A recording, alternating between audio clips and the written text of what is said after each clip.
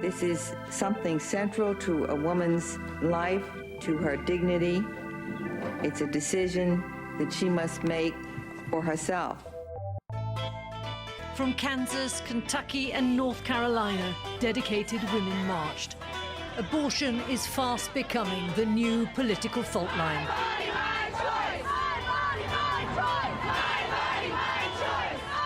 Alabama's governor has signed the nation's strictest abortion ban into law. The Human Life Protection Act outlaws the procedure except when the mother's life is at risk. This bill is not about pro-life or the right to life. This bill is about control. We will not go back! And we, the people of the United States of America, documented or undocumented, are having abortions, legal or not. This court will never stop us.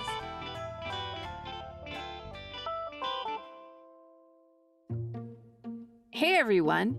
Welcome to the final episode of Ordinary Equality Season 2. I'm Kate Kelly, human rights attorney and feminist activist. And I'm Jamia Wilson, a writer, editor, and feminist activist. We've covered so much ground this season, from the history of abortion worldwide, to reproductive injustice against people of color, to the role of religion in abortion, the secret abortion underground of the 1970s, and what Roe v. Wade left undone. Today, we want to look toward the future of the abortion conversation. As we learned in previous episodes, the right worked for years to systematically change the way abortion is talked about in this country. They manufactured the divisive debate we see today. Because of that, we need to be equally systematic in our effort to dismantle the anti-choice movement. We can't rely on the fact that we're morally right to win this. We need a game plan to reclaim this debate on our own terms. So that's what we're talking about today. Exactly how we can unify and change our messaging to give ourselves the best chance of success. First, the reproductive rights movement needs to maintain a consistent message of inclusivity. We'll cover what that means and how the language many of us currently use is actually damaging. We'll confront the prejudice on our own side. Then, we need to commit to presenting the anti-abortion crowd with a disciplined message. That means leaving behind certain rhetoric that fails to push the conversation forward. So strap in, because we've got a lot to discuss. Before we talk about how to communicate with the antis, it's important to acknowledge how our messaging has faltered so far. The pro-choice movement is so used to reacting defensively to the religious rights accusations that we've absorbed harmful ideas too. Let's look at a few examples of what that really means. Too many people in our movement still use language that suggests abortion is shameful, that having sex for pleasure and getting pregnant is a mistake. This language may sometimes seem subtle, but it reveals a deeply problematic seed in our movement. Here's Renee Bracey Sherman, the founder and executive director of We Testify, an organization dedicated to the leadership and representation of people who have abortions. The way in which we talk about pregnancy in general, the anti-abortion movement very much is like, well, you had sex, so you better have this kid and you're punished for it. The reproductive rights movement is kind of like, well, you shouldn't be punished, your whole life for a mistake. And it needs to be beyond that. It needs to be that, like, yeah, people have sex. People have multiple partners. People are sometimes in toxic relationships. Accidents happen. Birth control is not 100%. That's okay. And abortion can be there as part of that. And I think that the other piece about not wanting to talk about sexuality and pleasure is because we are, as a nation, uncomfortable with this idea that young people are having sex.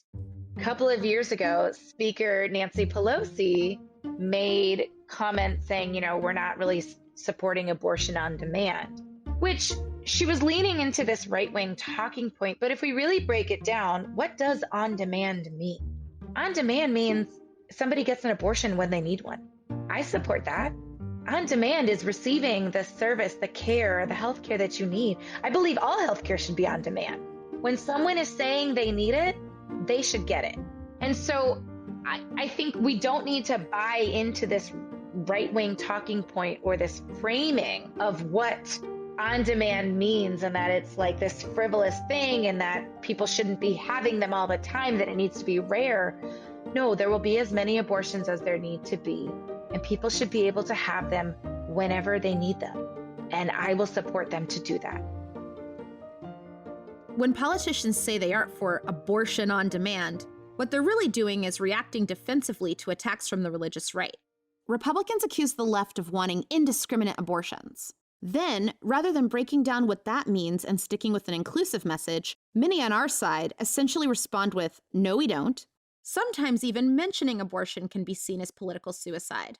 And that is a signal to people who have abortions that the procedure that you had was shameful and you probably should not talk about it. It is not a word that we should be saying in polite society, right? That is actually a really large signal for us. And it feels very frustrating because all of us who've shared our abortion stories have put ourselves out there so much. And we put ourselves out there to really organize and ensure that we did not have an anti-abortion president going into 2021. And yet the least that this president could do is show up for us by talking about our need to have abortion care with some sort of with values, right? Say from the podium how important it is that you believe access to abortion is part of human rights and it is healthcare. Unequivocally. This is not an uncommon thing. He's not the only one who does this. A lot of us are afraid of using the word abortion. People will use a lot of euphemisms, women's reproductive health decisions and women's health care and all of these things. Just say the word abortion. It's gender inclusive. It says what you're talking about, and it's just one word. And it also signals that you unequivocally support it. And with that, I think what's important with another change is that we actually really need to start challenging our supposedly pro-choice legislators. You say that you're pro-choice, but won't talk about abortion, won't even say the word, right? Show it. If you actually believe that your constituents deserve abortion access, show us. Show us by standing up and loving us in public. Show us that you love someone who's had an abortion. It's just that simple. And I also think we need to say that it's not just a thing to say the way in which we say, oh, I'm not racist. Prove it. Oh, I'm pro-choice. Prove it. I want to see you put your name on repealing the Hyde Amendment.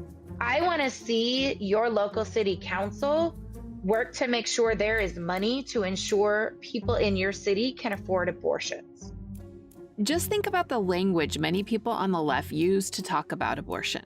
Phrases like safe, legal, and rare, or don't punish someone for one mistake. That sends a signal to folks who have had abortions. It says, you should feel bad. Abortion is still seen by too many people in our movement, even those on our side, as politically and socially toxic. Whether or not we realize it, the language we use and our reluctance to bring it up reinforce that it's true and let the other side weaponize it. Jamia and I have both seen this fear in action in many spaces, including in our Equal Rights Amendment advocacy work. This year, the House voted to pass a resolution to remove the deadline for the ERA again. But that didn't come without fierce opposition from House Republicans. But at the end of the day, the question really becomes is why are we doing this? As we have heard earlier, NARAL, Pro-Choice America, with ratification of the ERA, reinforced the constitutional right to abortion by clarifying sexes have equal rights, which would require judges to strike down anti-abortion laws. This is what this is actually about. It's interesting we're talking about the rights of women today, which again, this bill doesn't have anything to do with, but we're not concerned if the young women in the womb are even able to have a birthday. So what would happen from these folks who are supporting your resolution today? Why do they want it?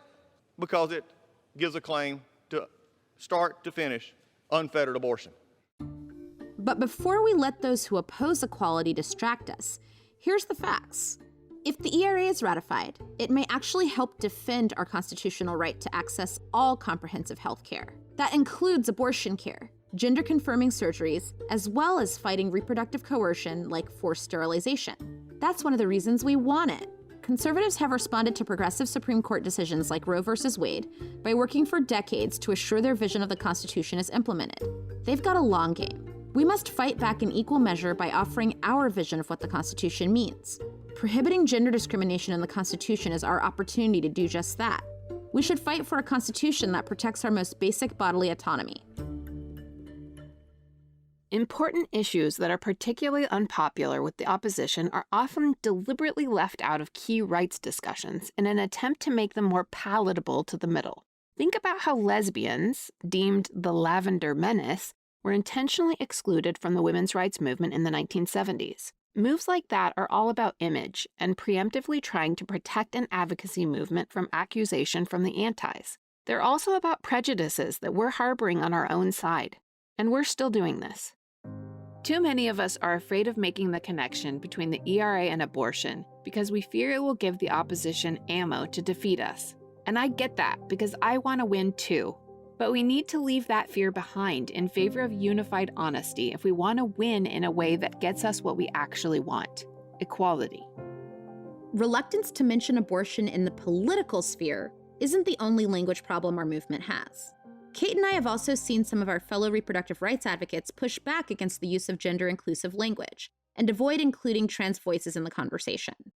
Menstruators, chest feeders, pregnant people. And I just thought the essence of this debate and what we're losing is literally the word woman. Many women like myself have been pushed out of spaces that we built, spaces that are intended to include us, simply because we acknowledge biological reality. I think misogyny plays a really big part in all of this, that a man who goes to these lengths will be a better woman than someone who was just born a woman. This refusal to acknowledge and include trans folks in our movement has actual real-life implications. Trans individuals have distinct healthcare needs, so a lack of visibility can be detrimental to their well-being. Here's Heidi Moseson, an epidemiologist at IBIS Reproductive Health. She helped conduct a national quantitative survey about pregnancy in the trans and non-binary community. I think what's felt really powerful about this study and having it published in the American Journal of Obstetrics and Gynecology, which is the top OBGYN journal in the country, is to just make very clear to all OBGYNs, trans and non-binary people have abortions in this country. They are showing up in your clinics. They are showing up as your patients. Have an awareness of that there are some needs and experiences that may differ from your more frequent cisgender women patients. So some considerations around preference for method type. We learned that a lot of our trans and non-binary participants had a strong preference for medication abortion based on it being less invasive, essentially, and not requiring any internal exam or internal instrumentation, et cetera, which we didn't have that information before. What we present in some of our research, too, is there's high desire for pregnancy amongst trans and non-binary folks. So someone can be a man and want to carry a pregnancy. So I think there's a lot of assumptions based on who someone is in partnership with, who someone is having sex with, what assumptions or genders the providers might assume for any of that. You basically can't make assumptions. People want to build their families, and there are so many amazing ways that people can build their families. We sat down with a non-binary reproductive justice advocate who was kind enough to share how lack of visibility and inclusive language has impacted their experience in their pursuit of work and healthcare. So my name's Jack. My pronouns are they, them, theirs. Whenever people ask me to kind of tell them what my capacity is in this movement, I always just tell them what I do for a living because I find that to be very interesting. I run a sex shop, so that's fun. And I feel like it's somewhat relevant. I worked in public health for a while in my early 20s, and I've been talking about my abortion publicly for about 10 years now. Jack said their abortion at Planned Parenthood was a largely positive experience, but the clinic still clearly didn't have the gender identity literacy they should have had. I was too scared to really tell anybody at the clinic while I was having the abortion, hey, these are actually my pronouns. I was like, I want to be safe and not be pregnant. I wasn't going to sit and have an education session on what pronouns were at that moment. That would be too much emotional labor. And I was not in a good place. I was not happy about the situation, obviously. So it's not the first thing I wanted to have to explain. At the time, because I had my abortion in 2011, There was no pronoun option or preferred name option on the intake forms. They were incredibly sexist, but again, it wasn't my first concern. This lack of knowledge about gender identity and repeated misgendering became a common theme running through much of Jack's advocacy work. I remember once I did a presentation. I was being given feedback and someone misgendered me, and I corrected them, and they told me, Jack, could you not correct me when I misgender you, because it takes me out of my thought process. And the amount of patience I had to practice in that moment was just incalculable. And I had to say, I had to wait and kind of just go, I appreciate that you're communicating that with me, but I want you to think about how difficult it is for me to hear what you're saying when you're misgendering me, and how that takes me out of being able to hear you and communicate with you, because it is an act of violence. Even if advocates use the right gender pronouns, acknowledgement of trans people's existence is too often performative. When I've worked with other organizations, a lot of the time it feels like they just want a trauma story. They want me to talk about how sad and hard it was to be a poor college student who couldn't afford their abortion, being gender nonconforming, being transgender, being non-binary. That's like a fun tidbit here and there in May for, Pride Month that they love to throw in, but it's not. They use people like me for our stories for credibility, but they don't actually give a rat's ass what happens to us. They often don't pay you for the emotional labor or physical labor, depending on what you're doing. They're unorganized. They don't have any respect for you. You're just another name and another story to go like, oh yes, because we need these donors, so we need you to talk about how sad and hard it was for you. And it doesn't feel like I'm being treated like a human being.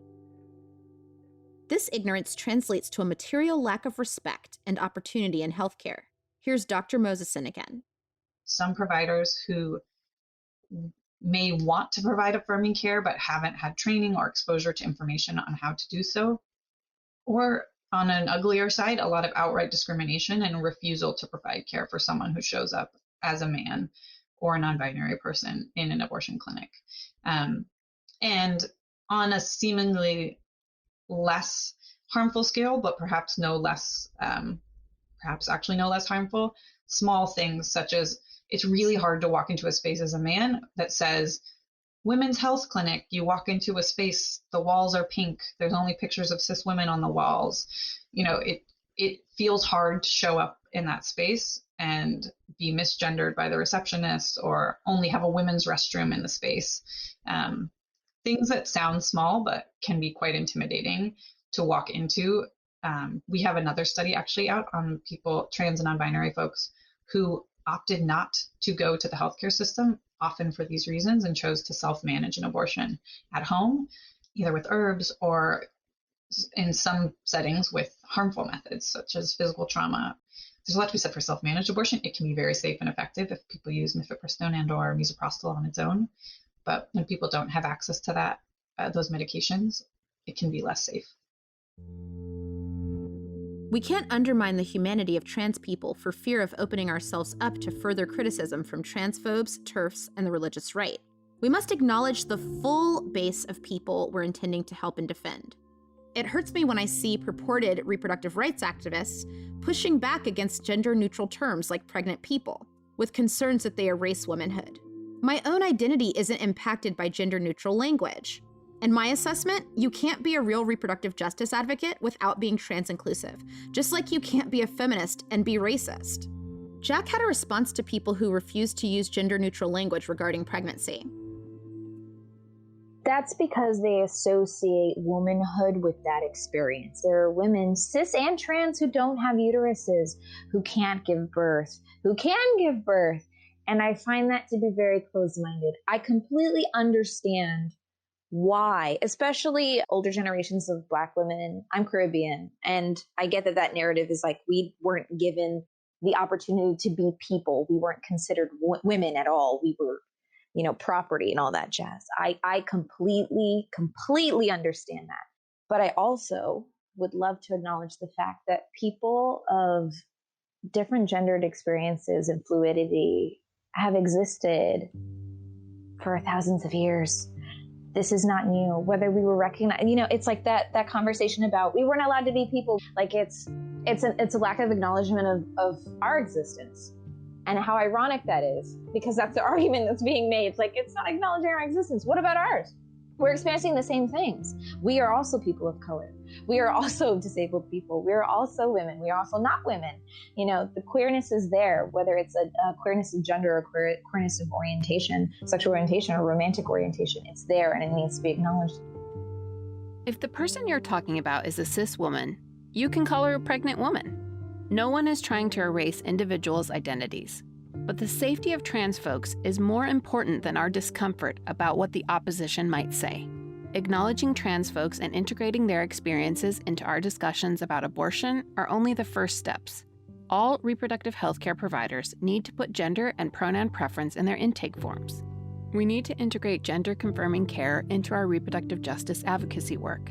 And we need to confront trans antagonism within our own base to become a truly impactful progressive movement. One thing I think it's important to acknowledge is that we cannot throw anyone under the bus in order to get rights for us and people like us. And I see that in a lot of the different movements that I'm involved with, and I do think people have the right intentions. And what they want is rights. What they want is equality. And that's what we all want. But you really can't get equality if it's on the backs of other people.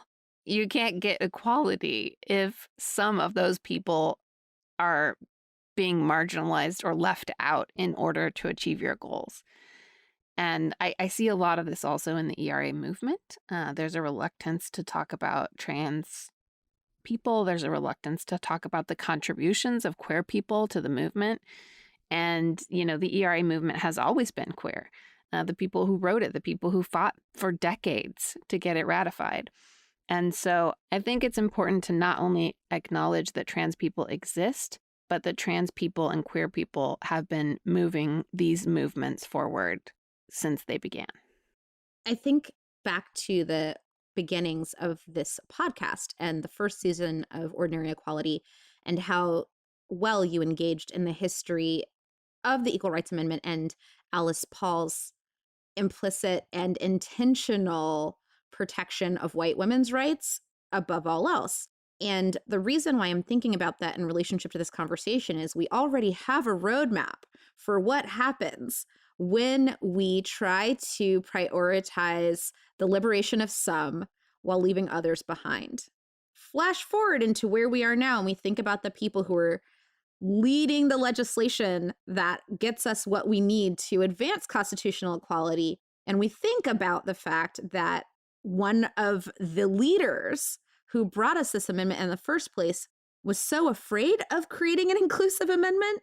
It just gives me chills because it shows that there's still so much we need to learn at the fundamental core of our values about who we need to be to show up for each other to truly get free.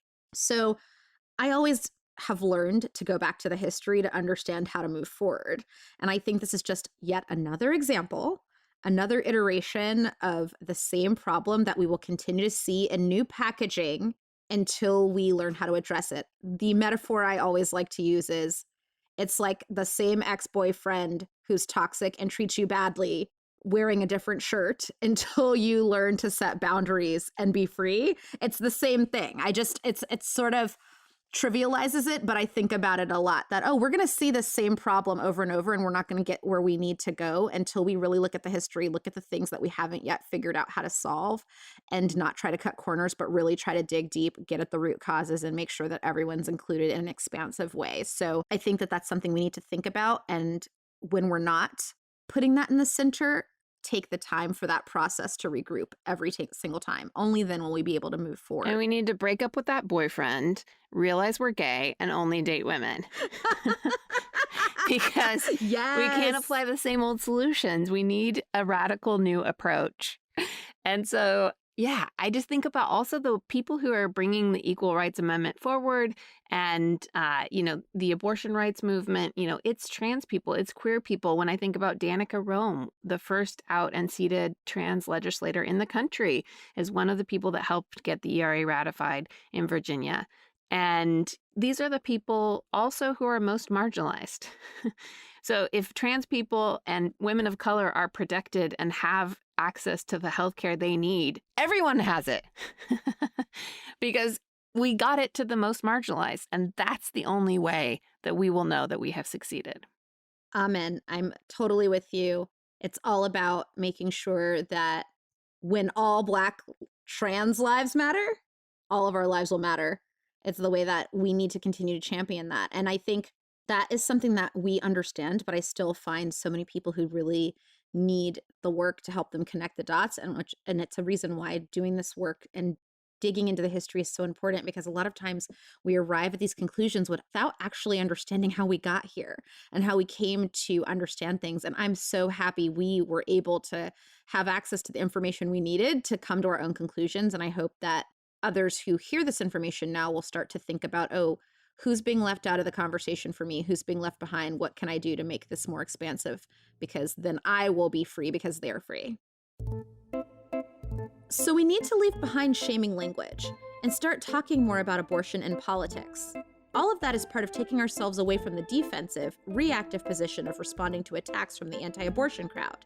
We need to take a proactive approach and hone in on a disciplined message. We can take control of the narrative by aligning our strategic tactics. That's how we'll convert more people to our side. To learn more about how we can change our approach, we sat down with an expert on communicating ideas.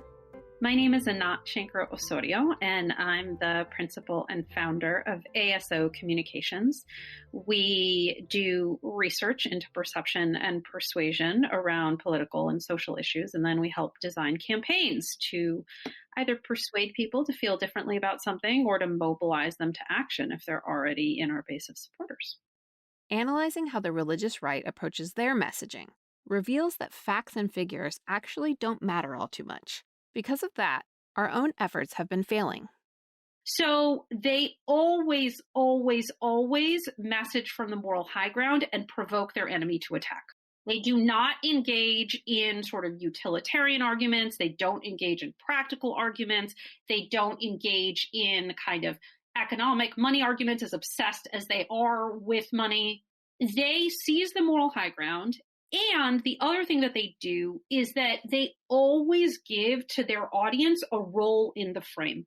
They give their audience something to do. Now, it's not literally something to do. It is a metaphorical role in the frame. You get to be a savior. You get to be on the side of preserving, protecting, ensuring innocent life. And so you as a listener, you as a sort of potential new recruit, get to do something. And in contrast, in standard left-wing framing on this issue in particular, what we're supposed to do is we're supposed to not. We're supposed to stop. We're supposed to don't. We're supposed to not intervene, not get involved, and allow, which doesn't give the listener a role in the frame. They're not creating anything. And again, I'm speaking metaphorically. I'm not saying like you should actually give people a hammer and be like, here, construct it. Like, we're not talking about literal creation. We're talking about within the context of the story, sort of what are you, the listener, how are you, the listener, positioned?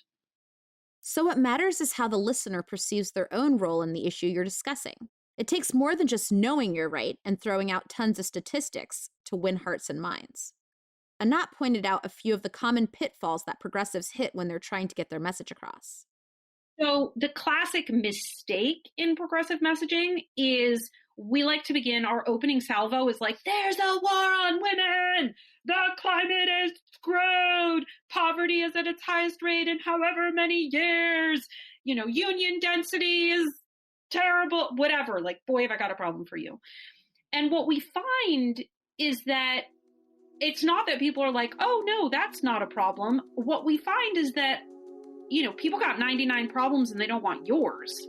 because they're set for problems. Like, they picked up all their problems at the problem store and they don't have any room in their cart. So instead, a message that begins with a shared value and then pivots to the problem second. So what that sounds like in language is, no matter what we look like or where we come from, most of us believe that people who work for a living ought to earn a living. If I'm about to talk about the minimum wage.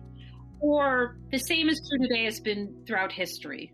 People move to make life better for themselves. It's hard to move. It takes courage. But you do it to put food on the table or get your kids into a better school. Immigrant Americans move here for the promise of freedom and opportunity in this country. So you start with the people move. It's hard. It's the human will to survive. It's freedom. And then you go into the particular case, which is immigrant Americans do it too, and here's why. So it's basically building a bridge to empathy instead of sympathy. Our message needs to be precise and intentional, just as the rights movement was when they created this debate in the first place. Progressives and reproductive rights advocates tend to get passionate in the heat of the debate and lose sight of that fact. For example, one common approach is to point out when anti-choice people are being hypocritical. How many times have you heard a progressive on Twitter say something like, "You're pro-life, but you're also pro-death penalty. Such a contradiction." It's infuriating when the right spouts contradictory views. I get that. So it can be tempting to call it out when you see it. But Anat says that tactic isn't actually effective when you're trying to convert the movable middle. The hypocrisy argument doesn't work because our activists will repeat it. Our activists get excited about it, but our base isn't particularly excited about it because it's a process argument and not an outcome argument. And in general, process arguments are duds. We need to be arguing about what the outcomes that our policies will deliver. So that's one thing. The second thing is that in making the hypocrisy argument, you by definition have to cede the moral high ground. Because instead of talking about what you stand for, what you believe in, what you want to see happen in the world, now you want to say, well, he said this yesterday and now he said this today. And, he said this and then he said that, when in fact, that's taking you off of your message. I mean, that's sort of the fundamental thing, is that we need to say what we're for. And instead of saying what we're for, we get sucked in. We're like cats with a laser pointer. And we were that anyway, but during Trump, it was like laser pointer plus, speed. It was like, wait, he said this? Wait, he said that? Wait, he said this? Wait, he said, and we're just constantly chasing after them and therefore amplifying what they say in our earnest desire to talk about how completely and totally egregious and horrendous it is. In the end, you can't shame the shameless. So the real goal of our message should be talking about what we're for, not constantly reacting to egregious things people on the right are saying. Again, it's about being proactive and independent, not just defensive and reactive. They aren't trying to wage a war based on facts. We've talked a lot about what not to do when putting your message into the world and talking with anti-abortion people. But what should we do? Anat mentioned that we should build on common beliefs to create empathy. But what does that look like in practice? Most of us know all too well the pain of seeing a loved one struggle with a pregnancy they longed for that slipped away, someone you were counting down the days to meet only to learn they would never survive, a pregnancy you were too broke, too sick, too scared, or simply not ready to continue, a pregnancy that would endanger all you are struggling to provide for the children you already have. Someone you love might need an abortion someday. You can help ensure that when that day comes, they can get the care they need. Basically, to make people remember and understand that pregnancy is something that happens to lots of people, not all people, but lots of people. And pregnancy can feel all sorts of different ways, and it can go all sorts of different routes, and all sorts of different things can happen in a pregnancy. And that includes, for example, as you already know, the massive silence and therefore stigma around miscarriage, which is incredibly common. The various kinds of developmental delays and disabilities that can be discovered in utero. Like all sorts of things happen in life and all sorts of things happen in pregnancy. And I think that until we sort of normalize this bigger story of pregnancy is a thing that happens in many people's lives. It can take all different forms. It can take all different paths. It can come from all different sources. It can raise all sorts of different emotions. And the person who is pregnant is in the role of deciding what's going to happen. So that's one approach. The other approach is to embrace something that we've used with great success on other issues, which is something we call the race class narrative. And that approach would sound like this. For example, no matter what we look like or where we live, most of us believe that we should decide for ourselves whether and when to have children. So there's that opening shared value. But today, a handful of politicians pass laws that destroy our freedoms, undermine our rights, and endanger our futures. They pass laws that force us to struggle to simply make ends meet or to care for our families, and then shame and blame us for the hardships they create. And while we're busy fighting for our most basic rights, they hand the money they take from our healthcare, our schools, and our kids' futures to their corporate donors.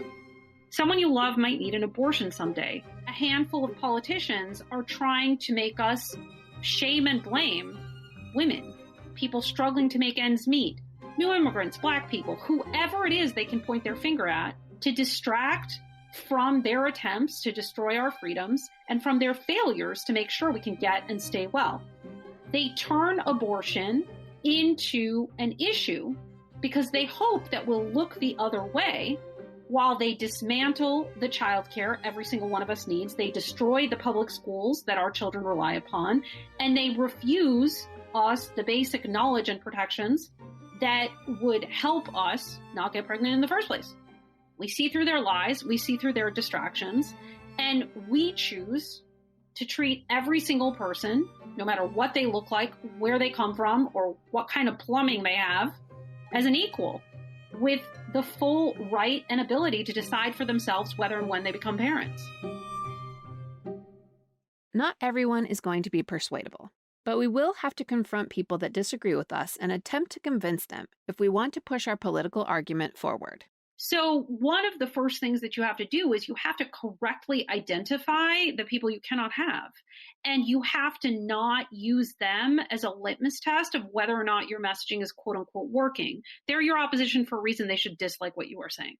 Because again, the only way that they like what you're saying, and probably there is no way on abortion, is for you to basically not say what you actually think. In which case, you don't actually win. You're not winning your thing, right? You're either doing like puppies are cute, and people are like, yes, I agree, puppies are cute, but you're not advancing a political argument. Like you're not doing anything. You're just spinning your wheels. Or you are inadvertently reinforcing the other side per the safe, legal, rare example. If you're talking to someone you've identified as persuadable, someone who isn't self-interested, it's important to remember that they actually believe what they're saying, however wrong it may be, and not modeled what finding common ground could actually look like. So with folks that are not the committed opposition, they are religious, they are not hypocrites, they have truly felt beliefs, they're not, like a mastermind of manipulation and pretending that this is their issue so that they can actually like destroy cities and like destroy schools and destroy people's lives. They genuinely think this. I think, again, it's a question of non-judgmental listening and of saying, if you're having a one-on-one, like in your heart of hearts, what do you hope would happen in the world when someone was struggling, when someone had sex? For whatever reason, they had sex because they were forced or coerced, because they absolutely were excited to and wanted to, because they had been given misinformation about, they bought the story that you can't get pregnant your first time, or you can't get pregnant when you're breastfeeding, and they believed a thing that wasn't true. If it were up to you, what would you have happen? And I'm guessing they would say, what I would want to have happen is I would want that person to carry the child to term, and then I would want them to give it up for adoption. That's my guess as to what they would say, if they don't want it. And what I would say to that is, I hear you.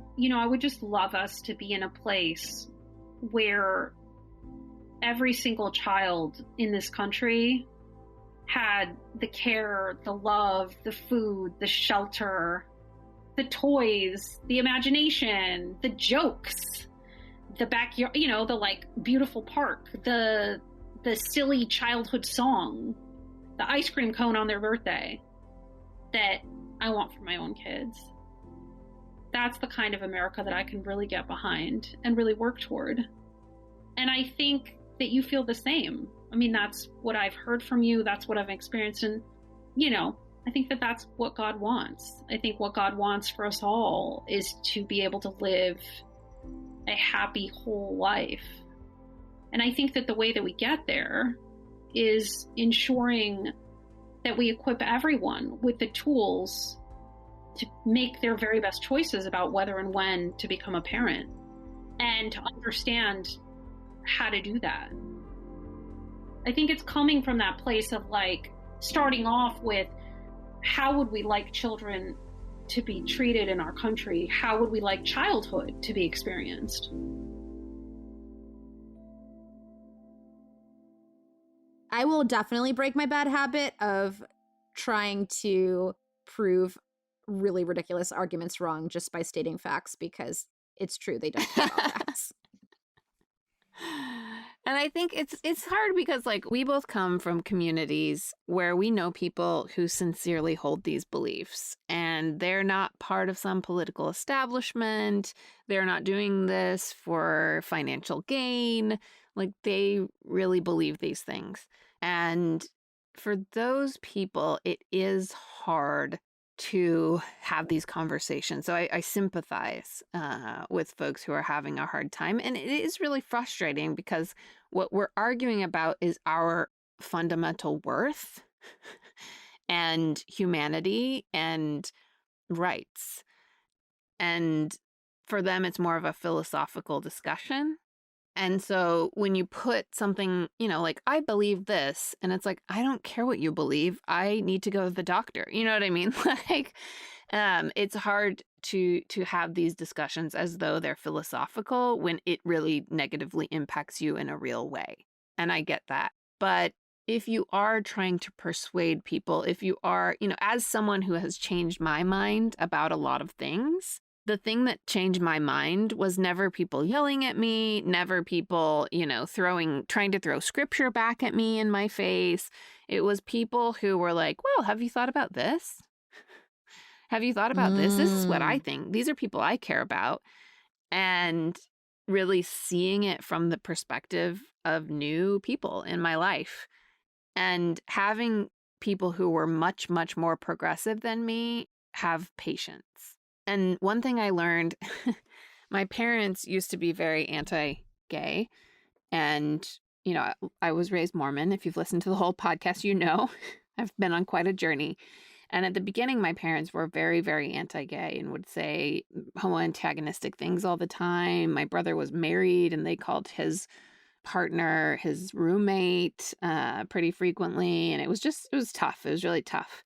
And I would just rail against them and I would rail against them. And I'd be like, you're doing this and you're hurting people and no. And actually, Pamela Bridgewater, my professor, who we talked about in a previous episode, said, maybe you just want to like lay off a little. Your parents are good people. Why don't you just take the approach of pretending like they're going to come with you to the other side? And when I switched to that approach, and when I would just be like, hey, want to come to a pride parade with me? And if they would be like, no, then I'd be like, okay, maybe next time. I just kind of insisted that we were going to come out on the other side together. And eventually they did. Eventually they came out on the other side. They came to my brother's wedding. They have embraced my partner. They consider themselves to be allies. And so I think in some instances, especially in interpersonal relationships, sometimes we just have to give people grace and expect that they'll come out on the other side. And that doesn't mean we change our views. That does not mean that we capitulate to them. That does not mean we ever let them denigrate us or treat us as less than. But it does mean that we have open conversations in a respectful way. And you're right. I've seen people come along and sometimes it's not immediate. I remember meeting someone many years ago online, and he told me many years later that I changed his position on reproductive justice and rights and led to him voting for his first Democratic candidates. And I never would have known that during the times where we had some really deeply intense debates about politics. But the fact that I was in it and continuously recognizing this person's humanity and stayed with them on the water, right? Instead of throwing them in the water, later contributed to that movement. And I just felt it was a gift that they finally told me that. But they said, yeah, you really changed my thinking. And it took years, but it helped me to think of the people who've changed the way that I think on a number of issues, and I'm better for it, and people who've made me better. So you're a missionary. I 100% agree with you. Oh my gosh, yes.